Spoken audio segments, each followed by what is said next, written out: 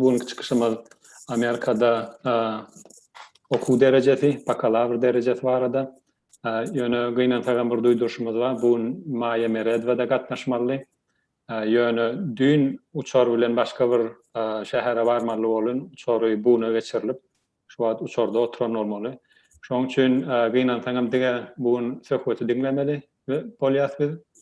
Söhbetin beren gurrunları bilenem makul görmeseňiz ýa-da ýeterlik bolmasa ondan soň ýene de bir täze gurrundaşlyk geçirýärler. Onu men söhbet tanadaýyn, ondan soň söhbetde maglumat berýän, ondan soň dowam edelim. Söhbet Amerika'daki, New York'taki Columbia Üniversitesi'ne 2016-njy ýyla 2022-nji ýyla gutoran Gözi Şowur Üniversitetinden Computer Science, kompüter bilimleri ve ekonomika uğrundan 2 derece bilen gutorup, şu adam Harvard Üniversitesi'nde Research Fellow ilmi işini alıp barýar. Özgediklenýän temas teknologiýa we ilim. Iň ýakynna gutoran Amerika'da iň ýakynna we ýetwar üniversitede gutoran okuwçylaryň biri. Şoň üçin söhbetden geçirmäni makul bildik. Maya bolsa Türkmenistan'daki Amerika'nın Birleşen Ştatları ilçanatyna köp wagt işläpdi. Şoň üçin bile geçirse kaat boljak diýipdik. Ýöne gıynan tagan bunu gatnaşyp bilmedi. Kalandan soň görürsem, eger Türkiýeden gatnaşanlar bar bolsa, İzmir töwerenden ýa başga bir ýerden ýer titremesi bolupdyr. Umyt edýäs hemmäniň ýagdaýlaryny bowdur. Ondan söhbet neme Flor senne. Soňdan diýnäňde men video açarmyydym. Bolýar. Bularna hoş geldiňiz hemmäňize.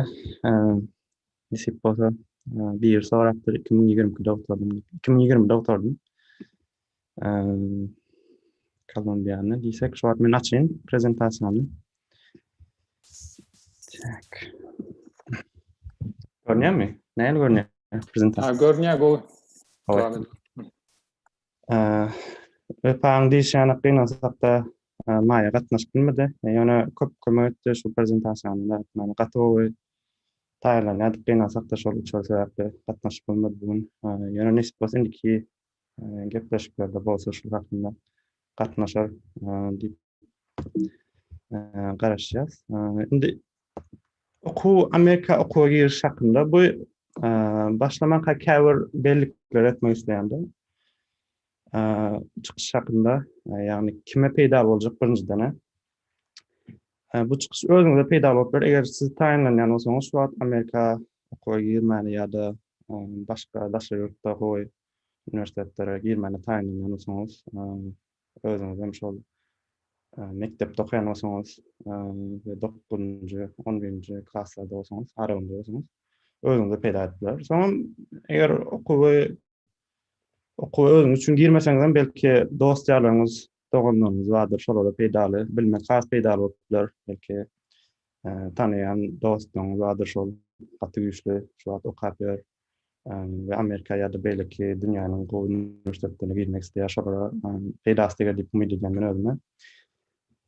İkinci geçmek isteyen zadım maglumatlaryň çeşmesi diye. Maglumatlaryň çeşmesi çıkış taýýarlandy, şu webinaryň prezentasiýasyny taýýarlandy. Esas şol üniversitetleriň resmi web saytlaryny ulanyp istedim. We yktybarly boljak bir web saytlaryny ulanmany demetdim. Ýöne käbirlere käbir diýjek zatlaryň şahsy tejribelerine dayanýar. Ýa-ni köpaň diýýän 2016-njy ýylda berde Kolumbiýa girmek nesip etdi, şu taýda okudum. Ýöne ondan öň meselem men aslında 2010-njy okudum. Öňe gutoran wagt ýylym girip bilmedim. Ýöne bir ýyllap şu taýinlanma boldum da, ýani özüm käbir eden gaty ýalňyşlyklarym, başga eden ýalňyşlyklarymy etmegiňi islämok, belli bir derejede käbir öwrenen datlyma bir ýylyň içinde şol peýdaly bolar diýip pikirlendim. Nisbata. Üçüncü gurrun takyk haýsy üniversitetler barada diýsek, wagt geçjek gurrunumuz dil kurslary hakynda ýa-da 2 ýyllyk okuwlar community college diýilýär. Olar hakynda däl. Ýa-da da ansat ýerler, meselem 100% acceptance rate, kabul edilişlik rate bolan okuwlar hakynda däldi. Gynasakda. Näme üçin dälse olara köplenç girmek ansat, girmek diňeje material näme dokumentlerini taşymak öňe alyp bolardy köpse. Olar üçin däl. Bu ediljek çykyş esasan 500 000 giren, belli bir derejede saýlayan 4 ýyl okuwlar hakynda boljak nesip bolar. Çykyşyň dowamında belläp geçjek zatlarym bakalavra giriş tapgyrlary hakynda gysgaça wagtlar bilen gurrun etmek isleýän. Ondan soň esas stipendiýalaryň üstünde we SAT synawynyň üstünde durmak isleýän. Men gaty möhüm bilinmeýän zatlar bar, köp adamyň bilmegini isleýän zatlar bar, şonu üstünde durmak isleýän. Ondan soň dördünji beýleki möhüm faktorlar. Üniversitede girmek üçin beýleki näme SAT-niň daşynda näme faktorlar möhüm diýen, şonuň üstünde.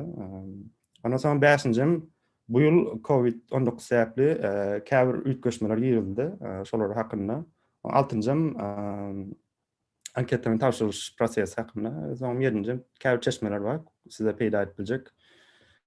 Şolar hakynda. Indi bir tutuş tapgyry bir suratda jemlenmedi. Şeylerek özünçe bir näme çykardym-da, ýani bu dogry bolmaly, ýani şahsy tejribemde men ingilis dili we matematika esasy beýleki derslerem möhüm. Men ingilis dili we matematikany öwrenmek iň esasy we möhüm, iň gerekli şertleriniň biride. SAT-de şol 500 000 giren okuwlar üçin SAT soralýardy köplenç.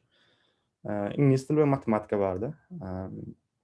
On meselem 8-nji sınıfın soňuna çenli ideal şekilde has gowy ýagdaýda 8-nji sınıfın soňuna çenli öwrenseňiz hasyň boldy belli bir derejede.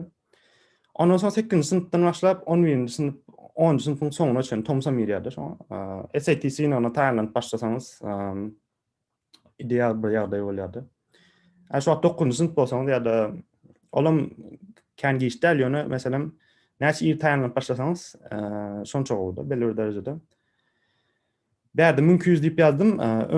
1200 1600-den 1200 bal almak has peýda aldy. Düşündirip geçen SAT näme diýen ýene geçjäs, ýene prosto şu wagt näme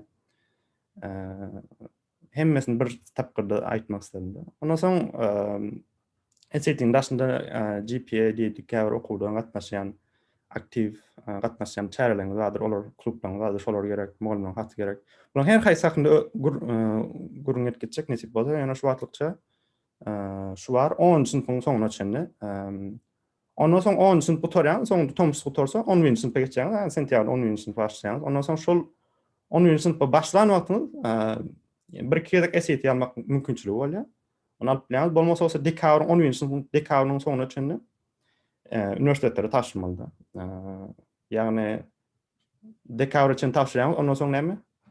Mart ayına çenden belli bolýardy nesip bolan. Şol sentýabrda başlayan ondan sonra. Indi stipendiýalar hakynda gurrun edel, her haýsy hakynda aýratyn gurrun geçikçek, eger şu käbir düşmeýän zatdan bolsa hiçlik näme mesele ýok. Mesela nädir gowy düşündirip geçeriz. Stipendiýalar hakynda gurrun edel, birazrak stipendiýalar birinji gaty möhüm, sebäbi bilşiňiz, ýani köpüňiziň bilşiňiz, Amerikada okuwlar gaty gymmat. Näçe ming dollar, belki gowrak okuwlar diýeli $40,000, $30,000 başlaýar ýyllyk. Ondan soň köpelik gidýärdi, şey. Käbirler $70,000 ýyllyk. Onu tölemek ansat däldi. Şoň üçin stipendiýa möhüm, bilinmek möhüm. Ýöne gaty köp ýalňyş maglumatlar bar daşarda, ýa-da bolmasa şol dogry ýanyk görünýän ýene ýalňyş maglumatlar köpde. Şoň üçin meselem käbir köp gawat ýerine adalar, şonu terminologiýalar bar, şonu biraz öwrenip gitsek şu wagt meselem diýeli. Stipendiýalar görnüş we möçber boýunça tapatlanýar bir-birinden. Görnüş boýunça meselem merit based stipendiýalar diýip bir zatda. Ol näme? Köpüňiziň aklymyza gelen belli bir derejede okuyup barňyza görä, meselem akademik okuyup boluplar, ýa-da sport. Alo, eşitleýärmi?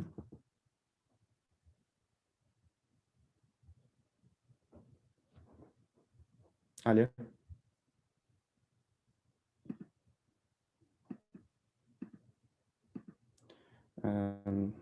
Okay, eşitleýär ýa-da mesele çyksaýdan şu birden üçgeden ýany goldy. Şu akademik okuyuplaryňyz ýa-da sport okuýuňyzdadyr ýa-da bolmasa aýdymsaz sunugat şol stipendiýalarda meselem şoňa görä berilen stipendiýalar bar. Olar merit based diýilýär. Bular köpüýümiziň belli bir derejede aklymyzy stipendiýa diýen aklymyza gelen şart şu da merit based. Ýöne oň daşynda meselem need based we need aware okular bar da. Need based, need aware okular näle bolýar meselem? Köp adam şu hakynda bilen ok meselem need based hakynda. Siz okuw taşıraňyz, siziň maddi ýagdaýyňyz gözüňde tutulýar da, şol need based okuwlar bolsa. Häzir hem ikisine de üçüne de mysal berjek. Ýöne şu wagtykça siziň finans ýagdaýyňyz okuwa girip girmezligiňize täsir edip bilýär da şansyňyza, ähtimalyňyza. Ýagny pesgadil bir aýdanda meselem näme? Akademik ýa-da belik faktorlaryň daşynda näçe baý bolsaň şonça girmeňiz şansyňyz ýokary bolýar da need based'de. Näçe garyp bolsaňyz şonça şans parat kesrak bile girmeň. Yani need blind tip bal, need blind ingosy. Näme üçin sebäbi baý garyplygyňyz serilenok, siz töläp bilmediňiz serilenok. Girip bilseňiz boldy hemmesini töleýär diýen ýanakda. Ondan soň iň soňda da bilmeýän zadyňyz meet 100% of demonstrated financial need bar. Ünsverme zadyny need based hakynda görüňeden şol bir alsalar siziň ýagdaýyňyzy götürýär diýip näme şol töleýär diýip aýtdym da ýani. Ýöne hemmesi need based bolan bilen näme 100% siziň mätäçlik çykdyjyňyzy götürip ýapma bilýär da. Belli bir prosent ýap bilýär. Şoň üçin möhüm eger stipendiýa gözleseňiz need based 100% demonstrated financial need şu terminologiyalar ulanıp gözleseňiz. Nime üçin onça da tapatdan ýa stipendiýalar partial tuition diýip bir zatda näme okuw töleginiň ýalňyş bilmän hemme çykdyjyda okuw töleginiň daşaran çykdyjy bar. Okuw töleginiň belli bir möçberini belli bir bölegini ýapýar. Meselem 50% okuw tölegi bolsa, şoň 50% ýapýar, 90% ýapýar. Full tuition ýene de okuw tölegi bolýar, tuition okuw tölegi. Okuw töleginiň hemmesini ýapýar. Bu diýmek görme hemme çykdyjyňyz ýapylýar diýipdi. Okuw töleginiň daşarda bir topar çykdyjlar bar da. Meselem room and board diýär ýa-da bolmasa books diýär, şoňa expenseler bar da. Iň bolsa, iň nämesi, näme diýin? Hemmesini ýapýany full ride scholarship bar da. Full ride wonder hemme ýaşajak ýeriňizin kitaplarynyň iýitçeklerini hemmesini ýapýar da. Full ride scholarship. Şoň gat comparative almak full ride, ýöne şolaryň nämeler bar. Inde gaty köp näme diýin? Iç kysgyn şoplan oplar, ýöne şoň her haýsy hakynda bir näme etkisek şu adadyr. Mysal ökmünde bersem şu merit based hakynda okuyuplaryňyza görä diýdim de.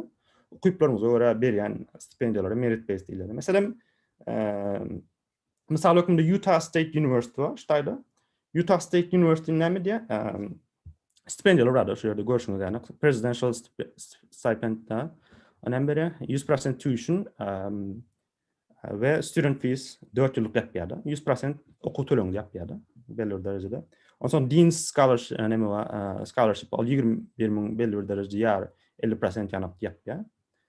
Şul scholars bar 17.000 partial stipendiýalar bar bilen emesem de belli bir derejede. Ondan soň indi görüşiňiz ýa-ni şu taýda näme horizontal çyzykda näme SAT'niň ballary meselem 1770'den ýokarda başlaýan 1530'a çenle gidýär 960'a çenle. Vertikal çyzykda bolsa näme bar? GPA'ňyz bar, ýani mum orta bilim näme diýsen türkmençesi? Şu çärekliňiziň ortalamasy diýilýär. Ortaça bahasy. Ortaça bahasy bar. Şu GPA var ştaýda.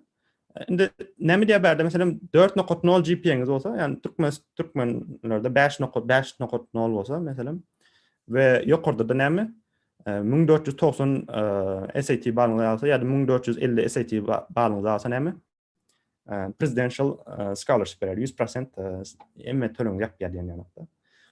Bu bir misalda ýani köplenç Türkmenistan'dan olsanız köplenç stipendiýa näme GPA'de kendi bir mesele olmaly, ýani SAT'de näme azraçyk gynap bolupdyr, GPA sereden almak. Ýani bu misal ökmünde aýtdym da merit based dediğiniz. Ünsürk görsen şutayda dinece SAT bilen GPA serede başka iş serede nokta. Okuyu serede akademik okuyu.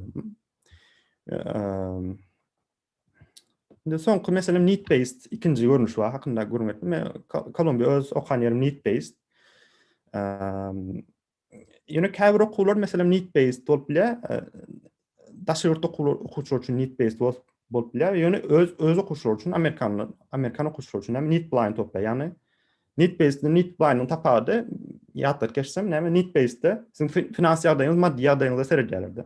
Need blind'da sereden ok. Baýgaryp näme bolsaňyz hiç ýylykda seni alsalar näme näçe çykdyjyňyz bolsa götürýärler beler derejede. Need based Kolumbiýada meselem bir daşyrt okuwçy taşyrsa şonuň tölep bilmejegi bir faktorda girip girmejegini. Şoň üçin eger kabul etseler bolsa näme siziň hemme şutaydy ýokarda diýmem full need diýär ýani şutaydy. We meet 100% of the demonstrated financial need. Ýani diýişmäni ýani takyk şul 100% of the demonstrated financial need sözü ulanýardy. 100% kabul etsek ýa 100% hemmelerini ýapýardy. Ýöne kabul edilmek bar da bäri gyn kabul edilmek. Ýöne käbir okuwlar meselem UPenn, University of Pennsylvania, Brown, Chicago hemmesem näme? Bular need based. Gat need based okuwlar köp. Need blind'lar az. Need blind'e geçelim şu need blind Harvard need blind okuwlaryň birdi. Näme?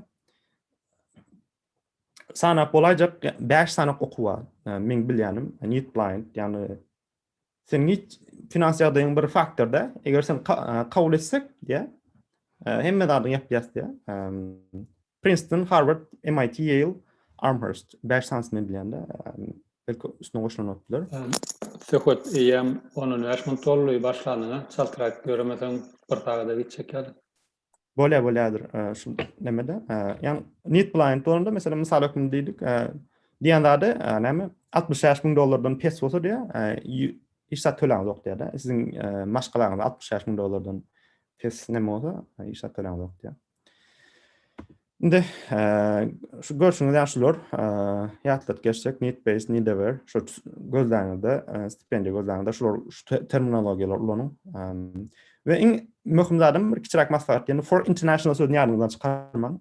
Need based meselem şuýda görüşüm ýani need blind school diýseniz aşağıda näme çykarýar Google'da 107 sanak need blind okuwlar var diýip çykarýar. Ýöne näme international school goşsaňyz näme international students diýip goşsaňyz daşyrt okuwlar üçin diýip goşsaňyz näçe diňe 5-6 sanak bar diýip need blind okuwlar.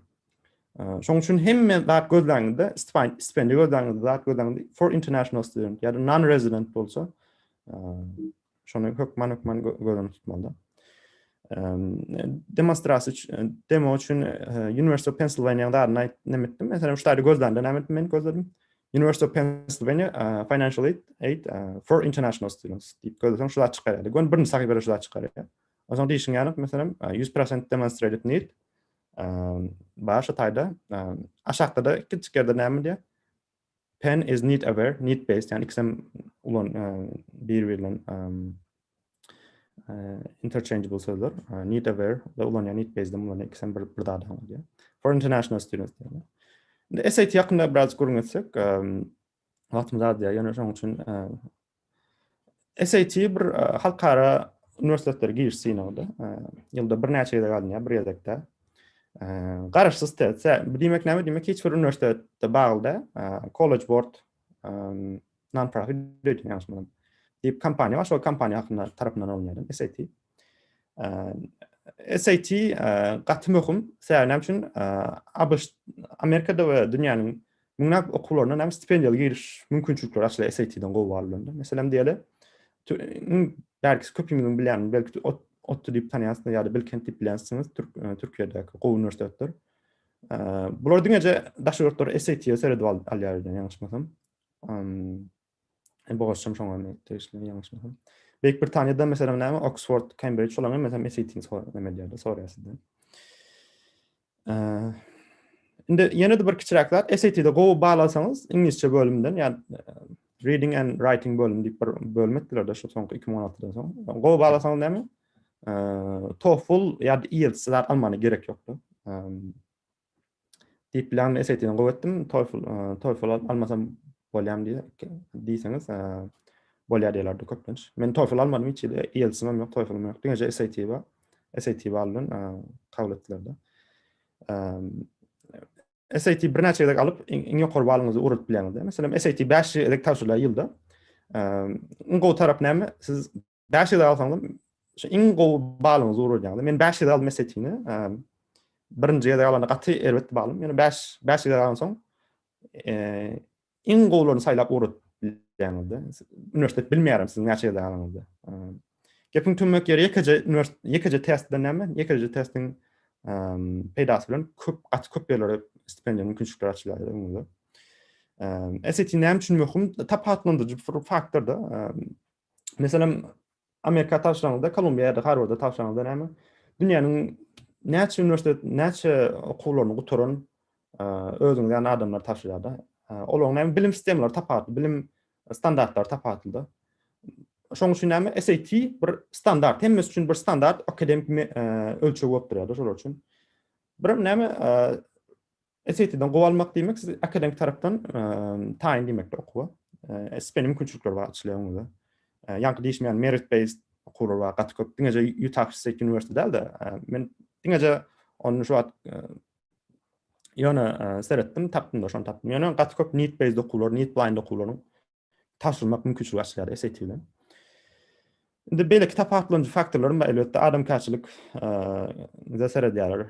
Maksat okunuňda seredýär, karakteriňde seredýärler, personality diýilýär. Olar da seredýärler, need based okuwlar, need blind okuwlar, okuwlar. Olar näet bilýär diýipler, ýani geçersen nisp bolsadyr, bir saytdan görürsiz. Akademik başaryklarynda da seredýärler. Biram türkmen bolmagyňyz has tapatlandyryjy faktorda. Seredýärinde meselem Kolumbiýa ýa-da Harvardda näçe sana mesela men taşlanmaktım hiç kent türkmen taşlanmakda hiç haýsyna. Şu wagt badyr elbetde ýöne azlyk milletde. Şoň üçin näme siz gaty admission şol siziň applikasiýanyňyzda seredýän adam gönüne gaty ulu bolup görünüp bilýändir. Türkmen bolmagyňyzdan has bir näme ýatda galyjy bir zatda. SAT näme üçin näme sebäpden kynlyk hasaplanýar diýe. SAT birinciden ýalňyşmaň SAT dil bilimiňizi barlayan bir synaw däl. IELTS, TOEFL bilen garşystyrar. IELTS, TOEFL ingilis dilini barlaýar, belli bir derejede, näme derejede bilýän ingilis dilini. Ýöne SAT oňanda seredýärinde SAT Amerikanlar malya, Britaniýada ýaşan çağlar malya. Şolar münçik çekýär belli bir derejede. SAT içkin okumak we okan zadyňyzy içkin deriňlemek barlaýar. Meselem SAT'nin şol ingilis dilini nemesinde bölümde şol barlaýar. Ýöne matematika bölümünde köplenç Aziyalılar, Türkmenler üçin belki belli bir derejede matematik bölümini aňsat edip bilýärdi. Ýöne bir gowy tarapym näme SAT'de ingilis dilinden meselem pesra alsaňyzam näme ingilis dil bölümini pesra alsaňyzam kan bir azyk gözüm ýalardy. Meselem siziň ingilis ikinji diliniňizdi bilýärler we mesele ýok diýen käbirlerde. Ýöne şu diýişmänik ýöne näçe köp bağlasan şonça boldy. Gepin tümmek ýeri ýani gaýrat etmeňiz gerekdir näme diýerde. Şoň gaýrat etmeňiz gerek şoň. Belki möhüm faktorlar, SAT'in daşyna näme faktorlary seredýär diýsek, meselem siziň ýazan hödür molumlaryň ýazan hödür namlaryny seredýärler. Bulan her haýsy hakynda bir slaydym bar, häzir wagtym bar, nesip bolsa. We mowzuklara görä ýazan düzmelerini seredýärler, ýani karakteristikalar daşynda. Okuwun daşyndan ýeten başlanyklarynda seredýärler, belli derejede. Belek faktorlaryň bir-birinden durgutsam, SAT diýeli belki gaty möhüm faktor, ýani o diňeje ýekije teste görä Amerikanlar köp gowy üniversitetler ýekije teste görä size alanyk orada. SAT'den meselem perfect näçe 1600'den 1600 alaýyn da. Ýani şu faktorlar möhümdi, belek faktorlaryň pes bolsa o sereden okurda. Meselem molumlaryň hödürnamalar gaty möhüm, şoň üçin näme?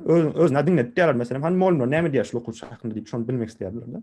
Siziň diýen zatdan molumlaryň diýýän şu taýda meselem siz hakynda näme pikir edýär diýen.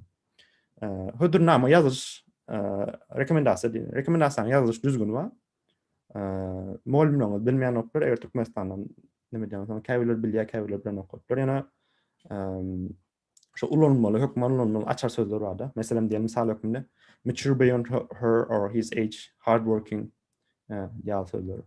Gowu geýnýä ýa-da gowu arasy geýnýä olatlar kän hükmünde ýöne näme? Esasy personality, karakterinizi tanıtmalı da. Şu molunu. Gowu aratna saklan molunu. Möhüm maslahatyma siz tanıyan, esasen İngilizce bilýän bolsa, hasyň. Indi mesela İngilizce bilmeýän bolsa molunu näme? Köp molunlar İngilizce bilmeýän boluplar. Ýöne sizi gowu tanıýar, sizi gowu görýär. Onda näme boluplar belki? Siz türkmençe ýazyp berse şonu albüm güne terjime etdirseňiz, şonu taşlasa da bolýar da belli bir derejede. Mesela MIT'nin nemesinde näme diýär? Amerikan daşynda bir okuwa gatnan bolsaňyz we molunňyz İngilizce bilmeýän bolsa näme diýär? This is okay diýär, ýani mesele ýok diýär, näme? Türkmençe ýazyp ýa-da başga ingilis dilinden başga dilde ýazyp näme? Şonu öz dilimiňizde terjime edip urat bilýär da gowy tarapy. Indi ýazdan düzmeleňiz hem möhüm da. Wagta seretdim şu wagt. Ýazdan düzmeleňiz hem gatmy möhüm. Ýa-ni diýişmänep SAT-niň daşynda diňe sanlar bilen sizi tanımaslan oklardı. Sanlaryň daşynda niden gelýäňiz? Şonu bilmek isleýärler. Sizin karakteriniz möhüm, gelýän ýeriňiz möhüm belli bir derejede. Mesela düzme mowzuklar, käbir düzmeleň mowzuklary, şu ýylyň düzmesiniň mowzugy näme mesela? Some students have a background, identity, interest, or talent that is so meaningful that they believe their application would be incomplete without it. Yani, bir talentyňyz ýa-da gelýän bir backgroundyňyz bardyr ýa-da gyzyklanmagyňyz bardyr diýär, şo näme? Gaty möhüm siz üçin. Please share your story diýär. Şonu paýlaşyň biz bilen diýär. Siz tanımak isleýärler da, hakyky karakterinizi tanımak isleýärler da. Sanlaryň daşynda neden gelýäňiz? Öz hekaýaňyzy şu taýda beýan etdiňiz, özüňi şu taýda tanıtyp bilýäňiz. Gaty möhüm bu. Ya da Y Columbia üniversiteler bilen ýokarda diýenim, hemmesine diýen taşýan, şoň ýazylan jogaby hem üniversitetler diýen taşýan. Ýani käbir üniversitetler öz üçin hususy essay düzme näme mowzuklar bar, şonu berýärdim. Hem Y Columbia ýa-da Y Brown. Onuň üçin näme etmesiz? Belli bir derejede research etmeler, şu üniversitet hakkında. Maslahatlar, gowy pikirleriň bular ýazanda, gowy research edin, gowy gözläň. Bilýän bir soýsa ýazan wagty ýa-da şaýlary taşyran wagty, hökmen soran. Ýazyp bolandan soň düzmeler barladym da. Hem şol ýalňyş grammatik ýalňyş goýbermedi üçin, şol proofread etmek üçin, hem manysyny bilmek üçin de. Näme derejede gowy ýazypsyňyz şonu demek üçin. Okudan daşary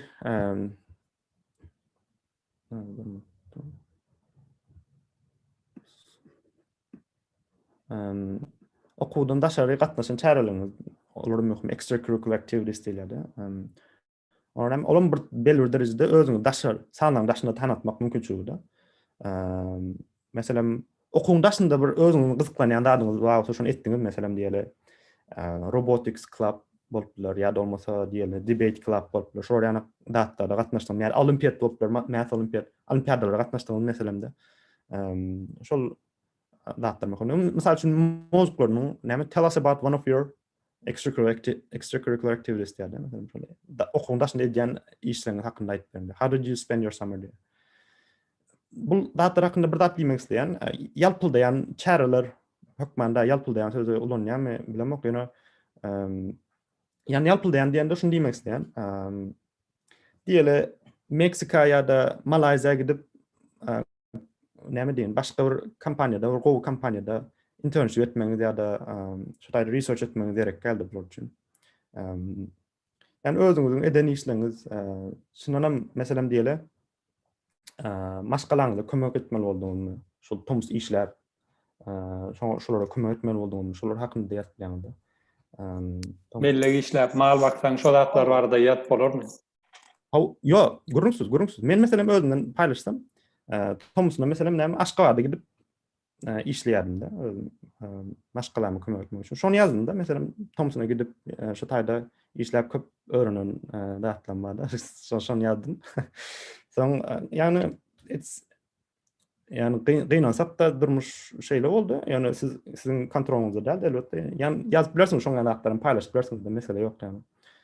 Çınarım gowy eden işleriniz olsa okuwda gatnaşan klublaryňyz bolup ber. Misal ökünde meselem bizim okuwda dat başladıkda täze debate klub başladıkda meselem şol debate klub inglizçe hem inglizçe gurlamak okuwçylaryň gurlamak endigini östürýär hem näme pedaly debate klub başladıkda. Şolar ýani bir zat başladyp bilersiňiz eger ýok bolsa da. Bir möhüm zady klubda wezipeleriňiz näme derejede ýokary galýan şol möhümde. Meselem başda futbol klubu başladyňyz diýeli. Näme ýöneköy bir agzasy bolup başladyňyz. Futbol klublarda näme derejelendirme näme gidýär bilemok. Ýöne onu soň agzalykdan soň näme kapitan komanda diýilýär. Şo näme toparyň komandasynyň näme kapitan bolýanda. Şolar ýana galmak möhümdi. Ve uzunlyk möhüm. Meselem 8-nji klasda başladyňyz, 10-njy klasa çen dowam edýäňiz. Şol näme futbol klubda ýa-da başga klublarda ve ýokary galdyňyz şol nämelerde. Ýani gyzyklanmagy, möhümde gyzyklanmagy görkezdi. Ýani 10 sanyk näme extracurricular activity'lere şol okundaşyna geçen täreleriniz 10 sanyk 20 sanyk gerek. Diňe 4 vers sanyk ýeterli. 4 vers sanyk meaningful, ýani has gowy larynyň 4 vers sanyk saýlaýan şoň goýýandy. Ya da eger şolar klub bar ýok bolsa özüňiz täze bir klub başladyň. Olam bir näme de co-founder diýip sir gaty serýärler.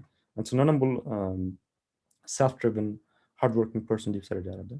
Maslahatym ped Thomas'ın gaty pedaly işler bilen zatlar bilen geçecek bolundy. Gaty serýärler.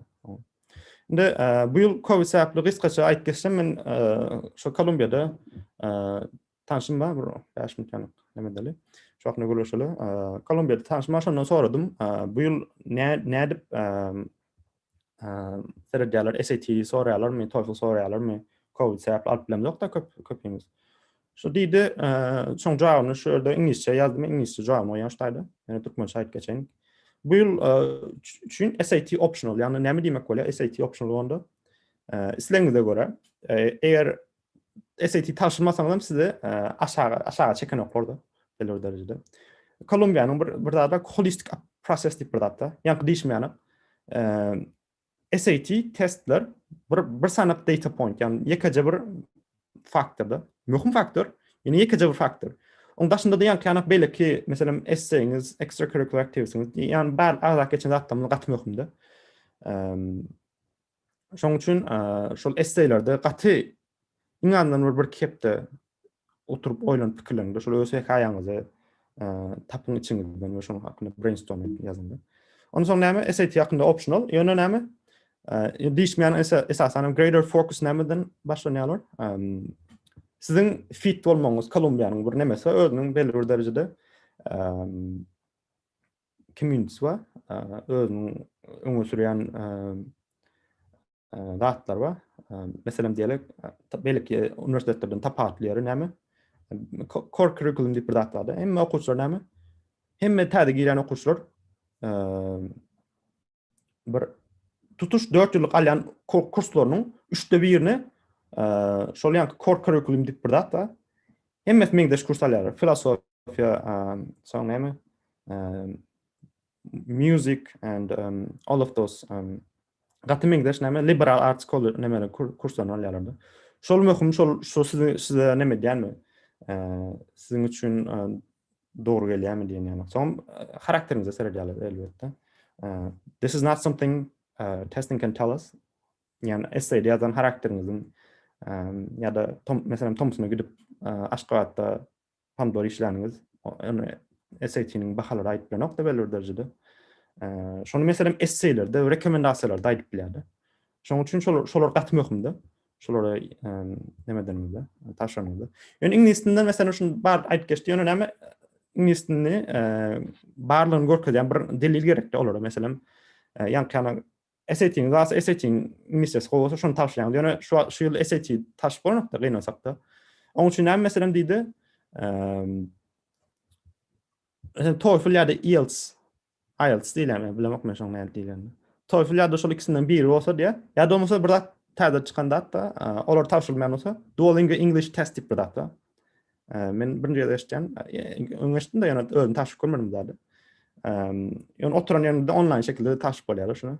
Gönüşini alyp meselem taşyp ýaňyz. Eger onu ýene bir darat geçdi. Eger şoň tölege siziň üçin näme bolsa, prohibitive bolsa, ýani töläp bilmeýän bolsaňyz, üniversitede yazsanız davet edildi. Şimdi en son slaydım şu. Onun günü geçeyim. What you submit, sizin tavsiyen datalarınız ne mi? Online application, Common App diye bir data. commonapp.org yanlış mı? Şu an seyredeceğiniz. Şu taydan üniversiteler, hem üniversiteleri birce yerden tavsiyandı Common App'ten. 20 tane üniversite mesela 20 tane Atmos, maksimum 20 tane üniversite taş bölüyordu. Burada da küçücük tip cihaz, üniversitede taşıran vaktiniz, her üniversitenin taşımak için $50 gerekti. $50 soruyorlar. Yönü ne mi? Siz fee waiver soraplayandı, yani ne soraplayan, mesela kanslerden bir hat verseniz, bana ne mi diye, biz sana $50 töle oturma diyordu. Common App'dan şu personal essay statement'in essay'inden şu taydan taşıyandı. Her üniversite için ayrıca essay'ler var. Ve benim Common App'in öz essay'i var. Hem için giden, yankı değişmeyeni. Şu tayda aktivitelerinizden şuradan ne diyandı. Ondan sonra sizin kanslerleriniz olmalı. Mesela kansler mektebinizde kansler olmasa ne mi? İngiliz dili mualliminiz olup ya da Go'ca mualliminiz olup size kansler olup verdi. Sizin şu school neme mektebinizdeki şu bahalarınızı, çeyreklik bahalarınızı İngiliz dilinde tercüme taşıyan adam şodu. Sonra neme rekomendasiyalarını şolar taşıyor ve birim neme school and curriculum information. Ve birim şunu soramasa da yok man taşırsın. Kiçirek tip bulam ne için sen okuğunun ne elden köpten bilen okular. Tapat dolu okular. Şoň üçin mesela okuwuňyz näle derejede kyn, näle dersler alýaňyz, näçe ders okuýaňyz günde. Mesela şu wagtlar hemmesi näme? Bir kiçirek ölçü ýazyp orasynda belirledi. Inde college board'da näme sizin SAT testiňiziň skoruny taşyrýardy. College board'dan taşyrýar. Bulam kiçirek tip ýene-de her taşyrmaňyz üçin $14 birat ýalňyşma $14 soraýardy. Ýöne üniversiteden habarlaşıp mesela Kolumbiya taşımak isteýäňiz, şu Kolumbiya öğretmeli da. Her haýsy aýratyn öğretmeli. Siz näme diýäňiz? Üniversitede ýazýaňyz, men näme? Ýagdaý metnop $14 tölemeni kömek bilen diýse, üniversite size bir kod urdy. Ondan soň şol college boardda şu kod ýazyp, fee waiver alyp bilendi. Hiç tölemen şonu taşyp bilendi. Men şonu etdim. Hiç pul sarf etmedim bu Common App üçinem, college board üçinem. Şoň üçin hökman davetmede habarlaşmalı. En soňky we en möhüm aýtjaklarym hemişe e-mailde habarlaşmada üniversite hakynda. Mesela näme sorag boluplar, şu fee waiverler hakynda boluplar, ýa-da bolmasa diýele TOEFL hakynda boluplar, ýa-da bolmasa stipendiýa mümkinçilikleri hakynda boluplar. 2 günde ýa-da 3 günde jogap berýärler köplen üniversiteler. Gaty rahat şekilde habarlaşyp bilen mesele ýok hiçlikde. Peýdal çeşmelerim şular Google'dan gözläp bilersiňiz, kitaplary we öňki SAT testler vardır, belli derecede tapılan yerler var ama şu yerlerden tap versin. Bir prep scholar'ın näme go website var, men haladım, näme diýenler. Bir list of need-based and need-blind okullaryň näme mesela Wikipedia. Men literally Wikipedia seretdim. Wikipedia'dan tapdym şonu. Ýöne näme etdim? Her okuwçunyň bir list var Wikipedia'da. Şu her okuwçunyň özleri üçin saýlansaň özleri bilen habarlaşyp e-mailde habarlaşyp görünür. Siz hakykatdan need-blind mi ýa-da need-based mi ýa-da website-ne seretdim iňazdyň. Özleriniň önemli resmi website var, şoňa seretdim. College Board'un Big Future diýip goýjak website-ym bar. Sınavlara taýýarlanmak üçin aşagdaky testler we ýöne kitaplarym bar. SAT'niň kitaplary ýa-da TOEFL'niň kitaplary, şolary alyp okujak bolun. Birim näme? Özüm iň soňunda özüm reklam etsem alajak. Medium'da ýazan bir sany makalam bar, şoňa seredip bilersiňiz. Şimdi aydan atlam köpüsü.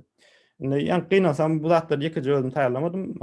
Maýa da gaty kömekde olam gelse gaty goýular diýene.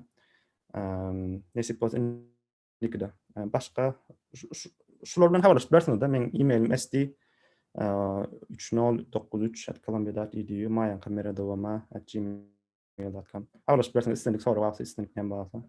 Köp sag bolun wagtyňyz üçin, biraz wagtyny geçdirýän. 40 minut boldy.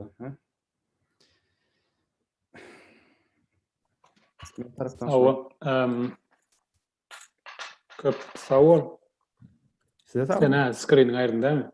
Eger seseňten töhwet YouTube chat'e biram Zoom'a e-mailin ýa-da gerek bolsa da soňra teredip ýene ulap bilerler onu.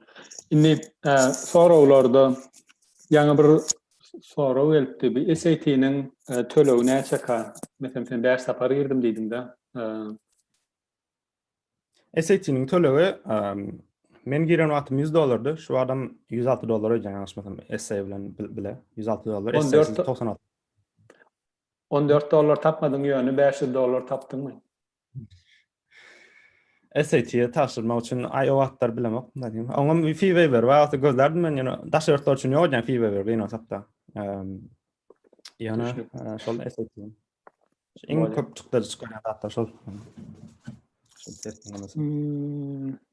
Tiene tölewnäjek ha, okey. Answer live dan. Alan töhmet meni ýem bachelor okawa törnýäne başga bir urdan bachelor okumak isleýän USA'de diýe.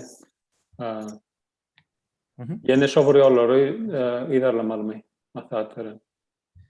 Bir bachelor okap başlasaňyz, bir bakalavr okap başlasaňyz, köp üniversitetler alanakda ikinji bakalavra.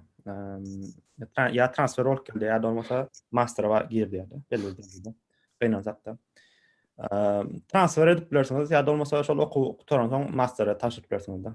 İkinji bakalavr näme gerek diýişen. Ýöne elbetde özüňiziň kararyňyz bol. Ýöne şoň üçin üniversitetlere seretmeli. Köp bir jana haýsy üniversitete taşymak isleýäňiz, şoňa seretmeli. Ve näme mümkinçilikler bar? Tölep bilen ýokmy? Şo ýerden berenek şoňa seretmeli. Arslan sorapdyr, biz bäşlik nimenim soraýyn, eger YouTube'dan görýän bolsaňyz, YouTube'un chat kısmyna sorawlary ýatsaňyz, o taýgam seredýän sorawlaryňyzy almak üçin. Arslan soraýar, biz bäşlik sisteminde okaýarys. Şo sebäplen biz nädip GPA sistematyna geçirmeli?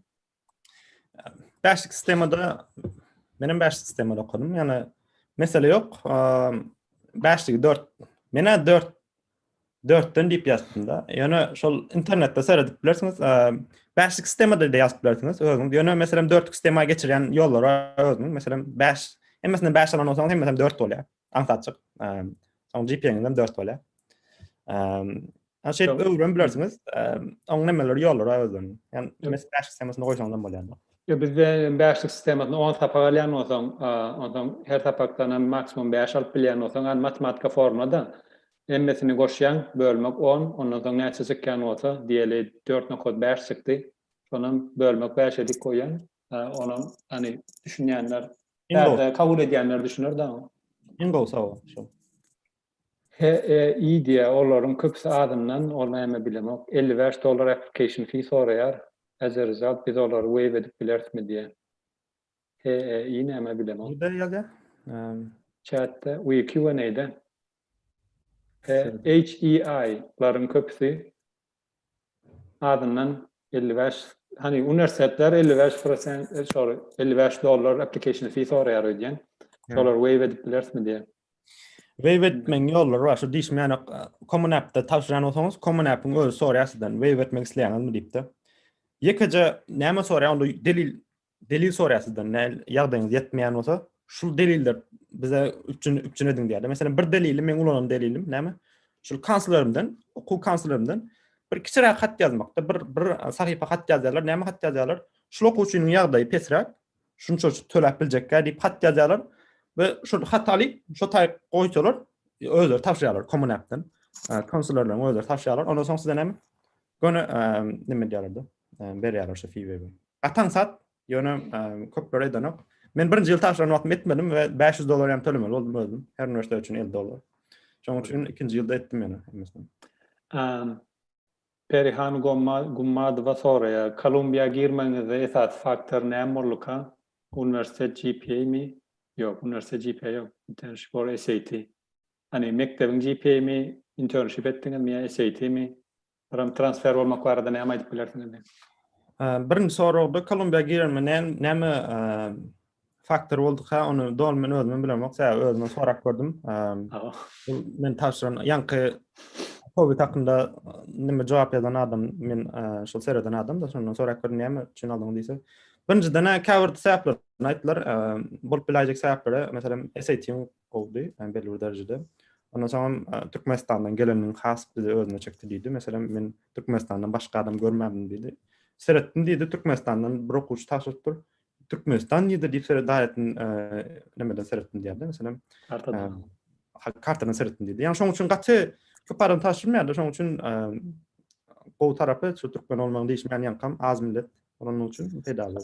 Biram sen Atlarım var, görünsüz. Yani esseylerde ünsürdüm, gatyn ünsürdüm meselelerime. Näçe wagt sarp etdim soň. Bu dünamalarda daretçek boldum, bolum olanlar bilen aratnaş saklap bilen. biram o pulunu kan alada etmeýän universitetlerin ýagdaýy, pul ýagdaýy gaty bu universitetler bolýar-da köplenç. Şoň üçin hani her universitet o diýen dadyň etmändiler. Ýöne Columbia ýaly, Yale ýaly, Harvard ýaly, Cornell ýaly, University of California dakylar ýaly. Hani olar problem etmändiler-de. Ýöne kiçiräk universitede taşyrsaňyz onu kabul etmenen bilerler. Gurungsuz. Ýöne meselem köp universitetler şol sizin şol sanlardan daşary, mesela SAT däl diňe jelbet. SAT möhüm. Ýöne SAT'niň daşyndan seredýärler-de. Näme Düşünükli. näme faktorlaryň bolsa. Hatice soraýar, siziň pikiriňizçe şu ýyl taşyrsak gowy bolarmy ýa indiki ýyl SAT, TOEFL testlerini alyp bilsek soň taşyrsak gowy bolarmy diýen. Şu ýyl taşyryp bilseň şu ýyl taşyryň. Sebäbi indiki ýyl taşyryrsynız bolmasa, ýene şu ýyl taşyryp galyň, näme ýitirýän adyň ýok, taşy diýişmän bärde töleg ýok, meselem SAT-niň hem tölegini fewer alyp bolýar, kommunatnyň hem fewer alyp bolýar universitetlerde. Ve birim SAT ýok bolsa şu ýyl gatsymy gowy mümkinçilik bar. Köp universitetlere taşyp bersiňiz. Ýöne SAT-niň daşyndaky zatlary gatsyny süreň şoň üçin şu ýyl taşyrýansyňyz, essaylara, rekomendasyýalara we zatlara, beýleklere, extracurricular activity'lere 3 standart. Şoň gatsy gowy süreňler, şolara seredýärler SAT-niň daşynda.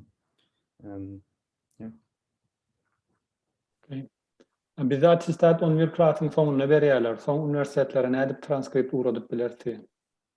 Bir şol soragynyň ýanky ol soragyňdan ikinji nemesi barmy ýadyna çykardym. Näde transfer edip bilersiňizmi? O ýa transfer okuwçylara näme maslahat berýär? Transfer okuwçylary bar, şu sora men garaşdym tägem. Men özüm transfer etmedim. Ýöne transfer etjek bolsaňyz, niden transfer edýäňizde bagly. Birinji ýyllarda kanyk, ýöne iň esasy goşuljak da transferler üçin näme? Birinjiden näme üçin transfer etjek bolýan, ikinciden hem ýanky okan ýeriňizde transfer etjek bolýan ýeriňizde näle derejeli näme bolýar? High school'dan däl transfer etjek bolýan ýeriňizde näle GPA'ňiz näle o üniversitede GPA'ňiz näle we beýlek extracurricular activity'lere gatnaşdygyny rekomendasiýalaryny şol professorlardan soraýarlar transfer etjek bolýan. Okay. Ýanky soraw näme? Atijaň sorawy. Ona jogap berdim. Okay. SAT üçin ýaş hem esas faktormy ýa-da universitetleri tapşyranda ýaşyny seredýärlermi? Ýaşyny gynasakda seredýärler.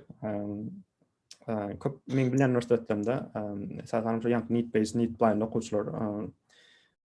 Meselem Columbia tapşyranda men şol iň köp 2 ýyl bolup bilmeli. 2 ýyldan köp bolsaňyz şol universitede taşyp bilen doktor ýa-da şu kategoriýa taşyp bilen. Yani okuw turansoň maksimum 2 ýylyň içinde taşymaly. Yani bu diýmek bolýar näme ýaş ulurlar taşyp bilen okma, olardan taşyp bilen. Yani olar üçin başga aýratyn okuw taşyp bilerler. Aýratyn bölüm ba ýürüt özleriniň finans nämes aýratyn stipendiýa da aýratyn. Beýleki okuwlarym şoň ýany ýaşlaryna köpünçe seredýärler. Gynasakda şoň üçin näçe taşyp bilen şoň şoňu. Eger gullugy giden bolsa ulanlar näme Gullugydan bolsa nämeden oklar? Şol düşündirip bilýärler de. Eger men gullugy gitdim, şol 2 ýyllyk gullugy etgeldim. Diýseler, onda düşünýärler. Düşünükli. Olýar. Yani diýişmän ýa kanyp kimlik etmende, yani üniversiteden hemişe bir gurulan bir zat ýok da, yani näme diýin, hard and fast rule ýok da. Emmesine exception bar. Okay, umuman ýagdaýlaryny düşündirmeli. Şuňaly. Ya meselem maşgalada kynçylygam çykan boluplar, maşgaladan biri aradan çykan bolup durmaly bolan boluplar, näme bilen. Umuman ýagdaýyny düşündirmeli. Almajakdadyň olmana kabul etmeliler-de. Soňundan wagşana maýdan bolsam kabul eder, etjek ekenler diýmedi. Gurungsuz. Şoň üçin meselem esseylerde we beýleki zatlarda gaty ýagdaýyňyzy düşündiriňiz. Nirden gelýäňiz, şonu bilmek isleýärler universitetler, siz tanamak isleýärler. Düşünükli. Hani atestat vardı, bizim atestat 11. klasyň soňuna berýärler, soň universitetlerine nädip transkript uradyp bilerdi. Gowy sorak. Bizde men näme etdim şonu? Menem 11. klasy okudum. Birinji 10. klasy okudum. Aýt geçen. Soň şol atestada şeýle soraýarlar. Garaşýan bahaňyz näçe? Şol nämeden? Meselem matematikadan garaşýan bahaňyz näme? Expected grades. koyup öğretip bilýär. Meselem 5 garaşýar matematikadan gowy 9-njy klassdan 10-njy klassda meselem gyşyna çyny 5 aldyňyz we ýene-de 5 garaşýar. Expected grade goýýandy şu taýda. Utanmat bolsaňyz şonu expected diýip goýýandyň. Düşünükli. Mektep berýän meselem sen 11-nji klasyň orta arasyna öňki ýyllaryň bahalaryny transkript edip berýärmi? Mektep berýän. Okey. Rekomendasiýalary, hödürnamalary kimlerden alsak has peýdaly bolar? Klub kapitanlary, okum olumlary we şoňa meňzeşlerden. Klub kapitanlara bolmaýar. Molumlardan almaly birinciden görüňsiz. Olar neme? Ya da siziň işler meselem internshipler eden olsaňyz ýa-da research eden olsaňyz bir üniversitede belki olaram bolup biler. Ýöne iň gowy, iň neme diýin, iň gowy zaty molumlardan alındy. Molumlardan alýan. İnglisçe bilýän olsa hasy ýa-da diýişmän, İnglisçe bilmeýän olsa da siz tanýan olsa bolýar. Ýöne ýazylış iň esasy ünsürme zadyň ýazylış nemesi şu standartlary Amerikanyň ýazylış standartlaryna deňgelmeli. Ýöne meselem käbir hödürnamalary okudum men. Arasy geňýär, arasy aýakgabyny neme diýär. O zatlar möhüm däldi. Esas şu karakter näle, okuwçy näle. We birim ýazan wagtlary molumlar, ýene bir dal edin. Ýazan wagtlary şo birinjiden görüň, näle rekomendasiýalar ýazylypdyr online şekilde. Ikinciden şo ýanky iň köp berilen tipden biri, maslahatdan biri belli bir hadisan ulansunlarda. Meselem okuwçy hard working ýa-da okuwçy gowy işleýär, gowy beýleklerden gowy aratnaş saklaýar diýmek we ýöne şoň bir situasiýa üniversitelerde bir ýagdaý şuldy meselem näme sapakda oturan wagtymyz näme şu problemi çykdy, şu mesele çykdy, şu okuwçy şonu şeýip çözdü diýip belli bir situasiýalar bersinde ýöne mum gurlandan diýende. Şunu Resul soraýar, men 1-nji klassdan bäri tenise gatnaşýan, häzir bolsa 9-njy klass okuyan, ýa-da 1-nji razryat aldym tenisden. Bu maňa kömek edermi? Bundan başga-da robotics bilen gyzyklanýan, hem özüme öwrenýän, hem de kiçik klasslar okudýan. Meniň geljegim üçin bu zatlar näme derejede peýdaly bolar? Maslahatyňyz gerekdi. Gurunsiz peýdasy diýär. Sport gurunsiz birinciden. Saz bolsa gurunsiz, olam gurunsiz. Yani roboticsam gato. Bu näme öwrkedäsiň meselem okuwçynyň tereden. Robotics, serýä, beýleki zat näme beýlekse? Tenis we sport we yani well-rounded diýär. Gaty hemme tarapdaýyn özlerini ýetişdirmek, özlerini has öňe çykarmak isleýän bir okuwçynyň profili da bir hem zat diýjek, meselem olimpiadalarym bar, ýalňyşmaly. Şonlara gatnaşanda meselem Türkmenistan ölçünde geçiren olimpiyadalar var. National Olympiads diýip ýazyp bilersiň. Soňra daşyrda gatnaşmasaň ol hasam üýtgeşik gelýärdi belli bir derejede. Şoňa gatnaşan möhümde, ýani olar möhüm bagasa gaty peýdasyly, ýani bolmasa da peýdemesi ýokdur, ziýan ýok. Türkmenistanda birinji ýer almagda etrapda welaýatda mullakanda. Gurunsiz. Olan bir ýani diýme ekstraküriküler aktivite. Şol meselem matematikadan welaýat gatnaşdygynda bir ýyl etrapdalarsaňyz, bir ýyl welaýatdalarsaňyz, bir ýyl gowy senäme Türkmenistanda da alarsyňyz da, döwletde de alarsyňyz.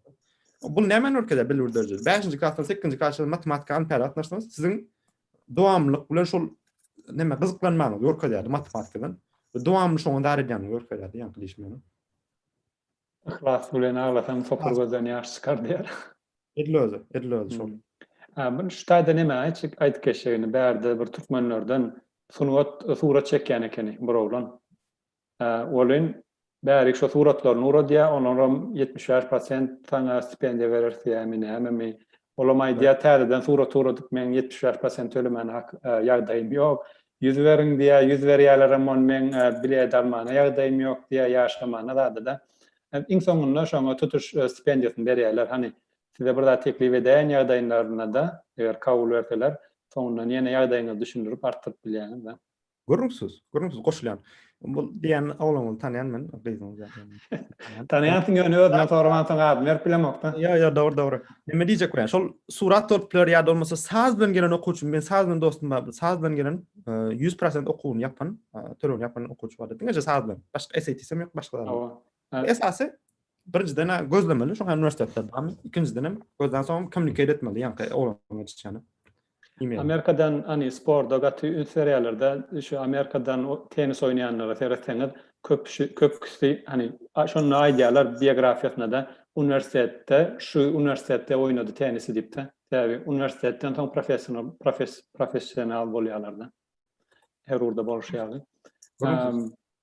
Başga döwletlerde ýok tapaklar, medeni miras, rus dili we umumy bütün dünýä tapaklary arasynda tapawut barmy? Meselem matematika, rus dili ýaly ýagdaýlar barmy ýa-da opşy diňe umumy GPA seredilip geçilýärmi? Baha seredildi. Ýagdaýlar barmy diýeni düşünmedim şu. Näme ýagdaýlar bar? Mesela matematika rus dilinden has oňatmy, mesela bahalan görkezýär, şu taýda türkmen dili we edebiýaty ýa şu taýda diňe matematika bahaňa seredýärlermi ýa-da umum bahaňa seredýärlermi? Men düşünüşim toğru. Muman seredýärler, hemmesinde de serederler. Yani Düşünüyorum. olar meselem başga döwletlerde ýok bolsa da bizde bolsa da gowat aslında ol ýanky medeni miras zatlar. Olaram türkmençeden ingilisçe terjime edýän. Näme bolýar medeni miras? National badat bolýar history bro. Heritage bolýar. Şo ýyp terjime edýäňiz soň näme? Olam näme ýa? Cultural heritage bolýar, national bolan. Cultural heritage. Döwlet soraýar, transkriptler näçinji sınıpdan ýokarkylar tapşyrmaly? Meselem 9-dan soňkularmy? diýe. Üniversiteden üniversitede öýtgen 8-den dip başlaýyndy. 8-den 11-nji klass aralygynda. Käbirler 9-dan 11-nji soraýar, käbirler 8-den 11-nji soraýar. Üniversitede görüňde näçinji ýyllar gerek size dip websaytlarynda ýazak köpmüşdi. Okay. Master ýa-da PhD barada biz etmäni planlaýas, ýöne gynan tagam intek günü belli der. Şoň üçin master barada da sorapsyňyz, oňa men soralar aýrdym da bu webinara deýişli bolmady. Essay ýazylanyny okaljak uruň barada spesifik temada ýazsan kabul edilmegine täsiri bolýarmy sawur? Näme üçin okajak şo bölümi manysynda? Essay ýazanylda bara ýanky birinciden berilen tema göre ýazyn. Meselem şu tema hökman jogap bersin şol ýazan essayňiz. Käbir zatlar soraýar, meselem why are you interested in for example in your major or in your what are you interested in soraýar da belli derejede. On sorasa dip ýazyp bilersiňiz, meselem men şu kompýuter bilen gyzyklanýan, kompýuter okumak isleýän, şoňa näme gyzyklanman bar diýip onu ýazyp bilersiň. Ýöne iň möhüm zat näme sorasa şonu jogap berindi. Off topic gitmesin birinciden. İkinciden ýagny soranlaryň daşynda meselem mene hemmesinde de bir näme diýin? Bir additional information diýip bir zat ýazyp näme özüm 2 sahyp 3 sahyp ýanyk özümçe olar sorulmadylar. Şol sorulmady zatlaryny başgaça aýratyn additional information barmy sende diýip soraýarlar. Şo taýda eger üniversitetiň öz sorularynda ýa-da beýlek sorularda sorulmady bolsa, onda şu taýda additional information diýip ýazyp bilýärdi. Eger ýazmak isteseňiz. Düşünükli. EdUSA Türkmenistan guramasynyň bir programmasyny gutarsak AWUCA for the USDA bize go opportunity bolarmy, mümkinçilik bolarmy ýa-da EdUSA Türkmenistanyň nähil täsiri bar? Habaryňy bilemek bolar. Men dol bilemek muny. Ýöne Düşünükli. Badyr men o zatlara gatnaşmadym, onu näldin dol bilemek şoň üçin. Okay. Inni YouTube'dan sorapdyr kakilimi yarar degen sorapdyr. Bu daýnalar SAT baly näçe bolmaly alan wagtym. Egzamine gatnaşan wagtym. Näçerak bolsa kanagatlandyrmaly. SAT baly näçerak bolsa kanagatlanarly. O soru köplerin sorayan soru. Mendi näçe köp bolsa şonça gowy birinciden.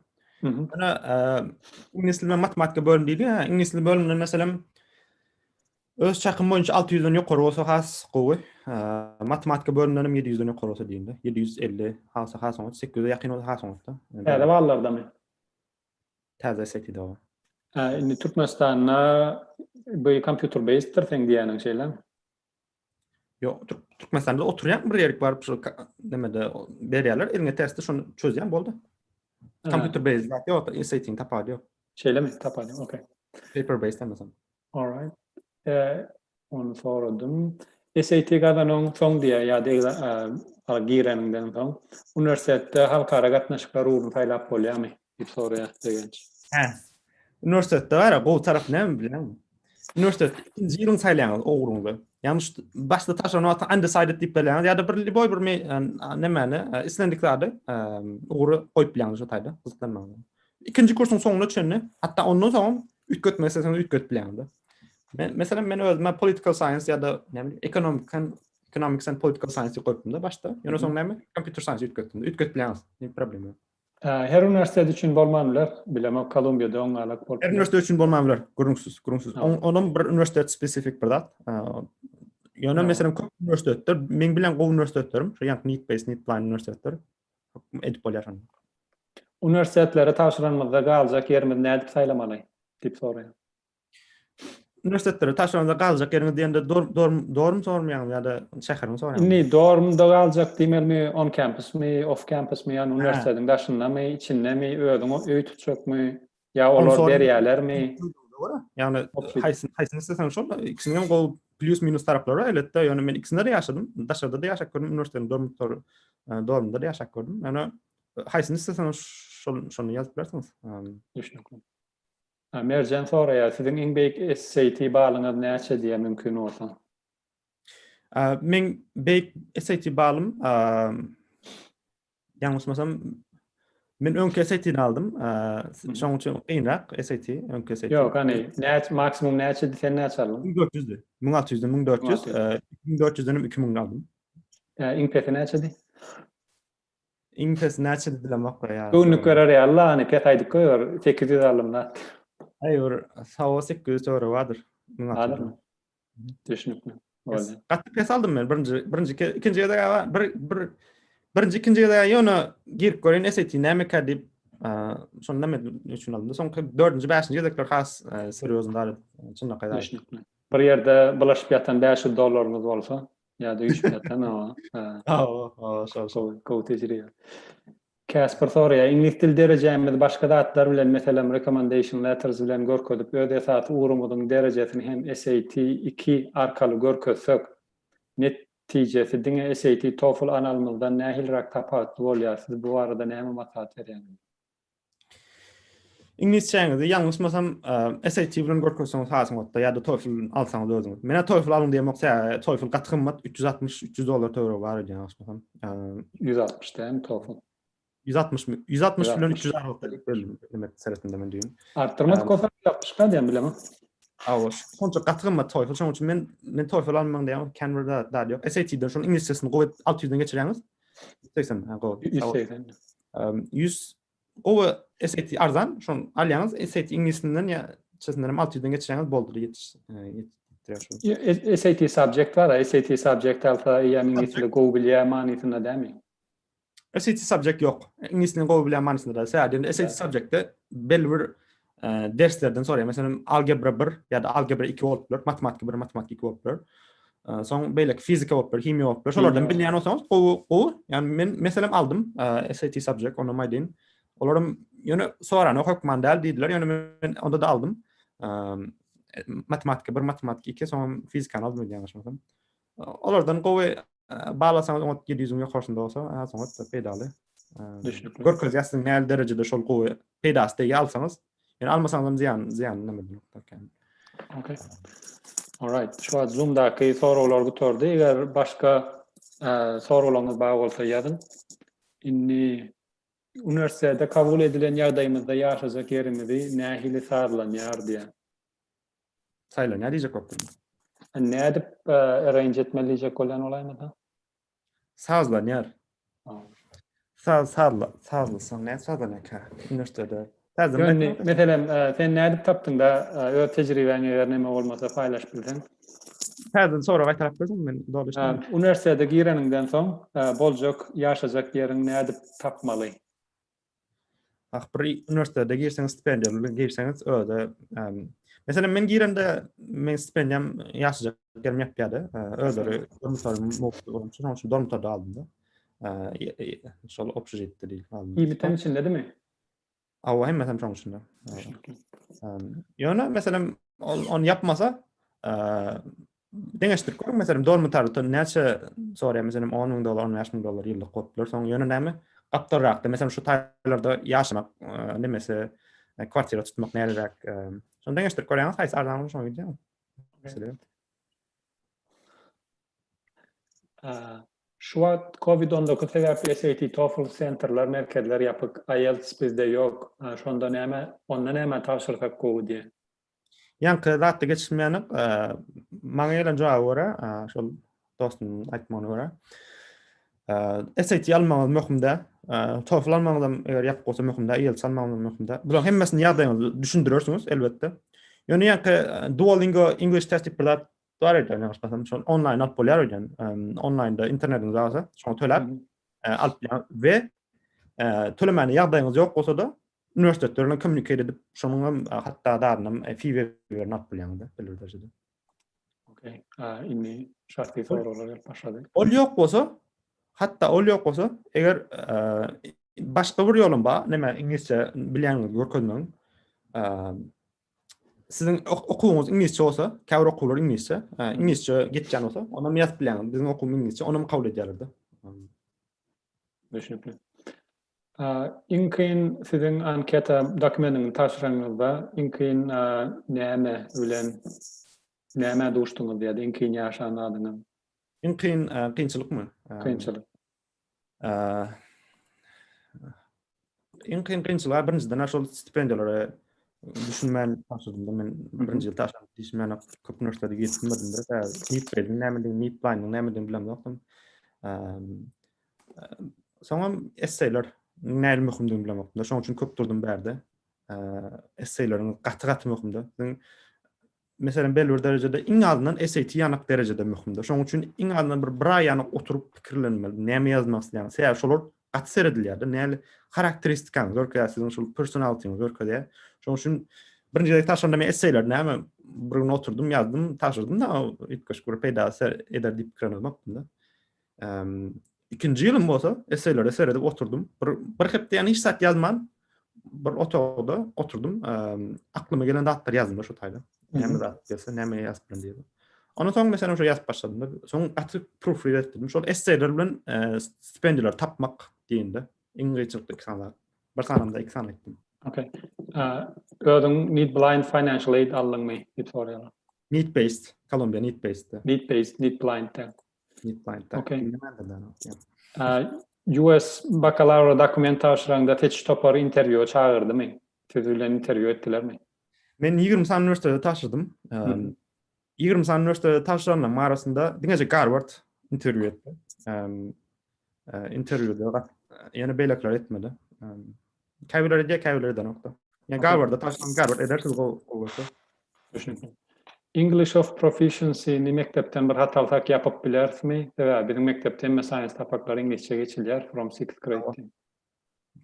Mektepden alýan ýa-da bolmasa kanslarymyz diýip bir resmi şekilde kanslarymyz diýip birisi barmy ýokmy biljek. Eger ýok bolsa bir ingliz dili muallimi zor ýa-da şol aýdyplar bizim ýa-da school description, the curriculum description diýen maglumatda şonu aýdyp bilýär bizim okulumyz näme English medium diýip aýdyplar. Öz programamyz ýatyp satyp pul gazanýan bolsak, şuň ýaldatlar ekstra curricular diýip görkezip bilýärsmi? Computer science okujak bolsak, munyň nähilrak peýdasy bolar. Görüňsiz. Öz programany satyp gazanjak diýen bolsaňyz, ol hasam gowy. Olayam startup ýa-da zat bolarmy belli derejede. Soň başga da öz ýazan programmaňyz otlar tökmä satmaňyz da, meselem bir program ýazan operasyňyz ýa-da bolmasa application ýa-da online sapalan operasyňyz. Şol näme peýda näme bolsa şunu ýazýarsyňyz. Çınar soraýa, egerde käşgaşyň üniversitede taşyrman kam ýa-da gitmän kam öwrenmeli kenim diýen zadyňyz bar bolsa bide nähil maslahat berersiňiz diýip.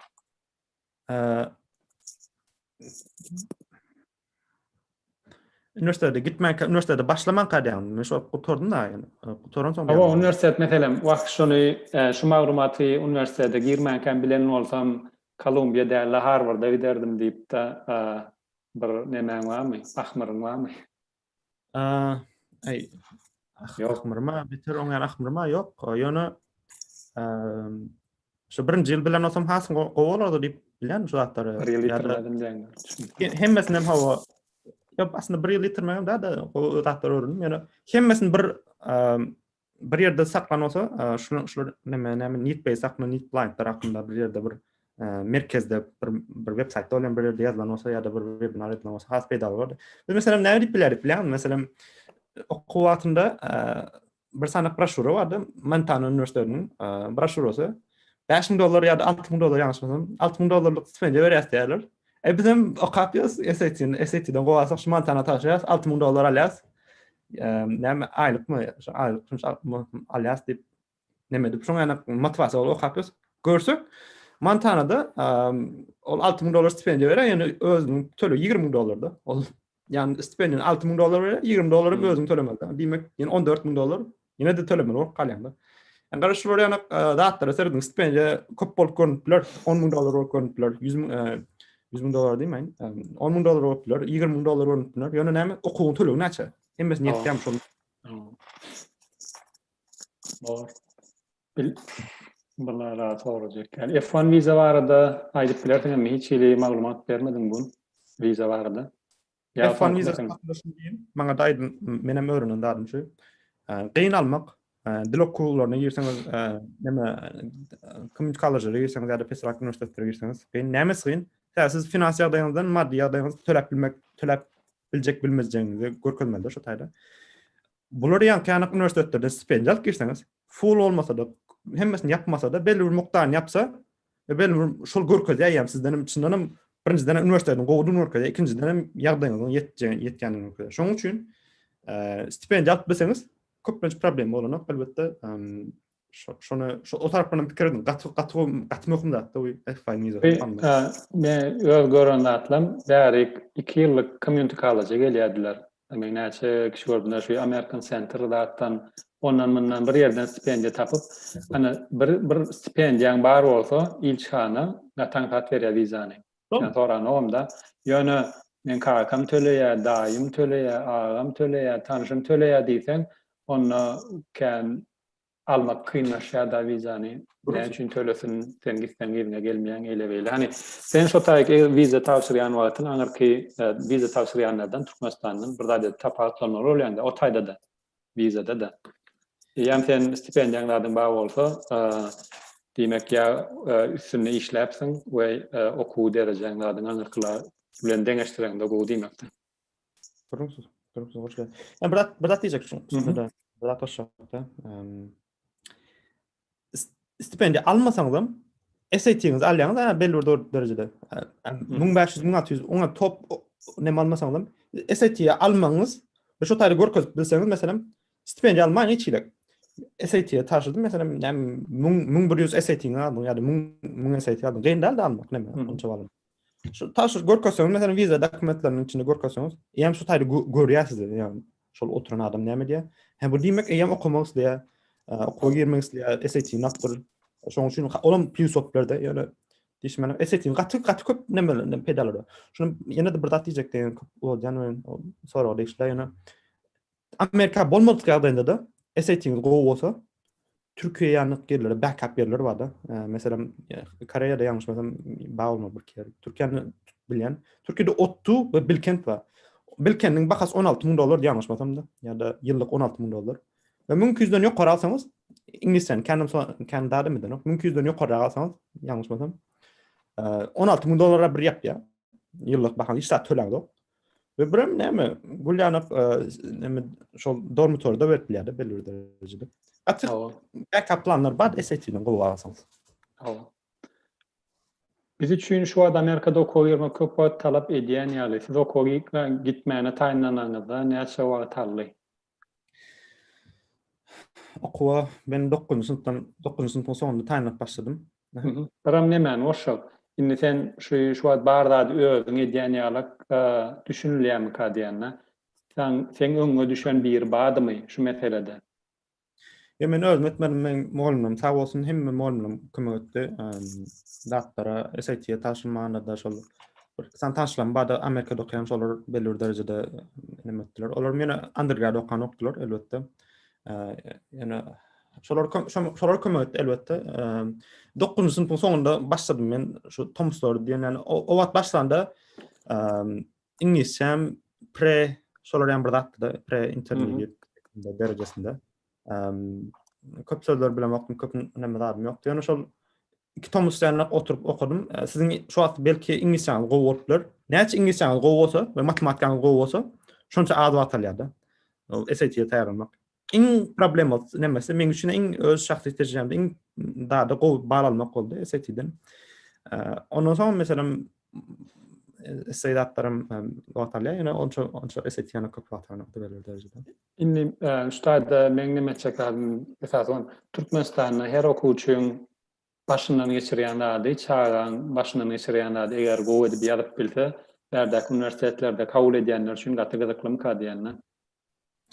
Juda bir ejeler, kakalar gaty ýokardy işläp, hani gülala ulluk durmuşda ýaşaýan bolsalar başda urun ýani hani mesela Thomas sığıra gitmek ya sığır bakmalı ya koyun bakmalı ya toğu seyretmeli ya ot getirmeli ya on etmeli mın etmeli hani sen Aşgabat'ta gidip işlersin de yani durmuşu hakiki bol şiyalık eğer suratlandırıp bizeler katırlı tesir olur mu kadar.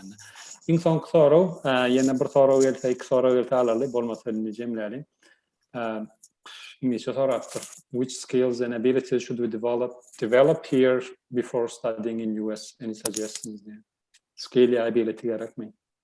Türkmençesi hani bir nähilek bir talant gerek ya da öwrenilen näme bolýar skill şolar gerek ýa-da bärik gelmek üçin nämeler etsek maslahat berýäňiz diýende.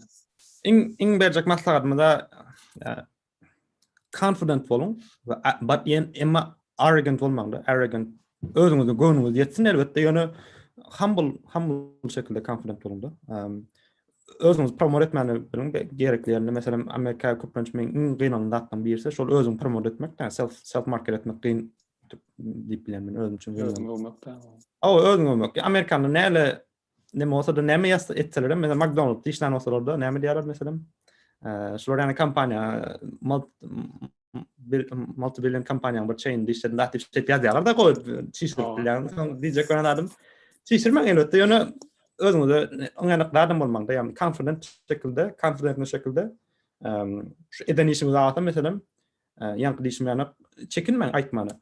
Men meselem Aşgabatda gitdim işledim demek onu kim seretdiler diýip kiretmeňde.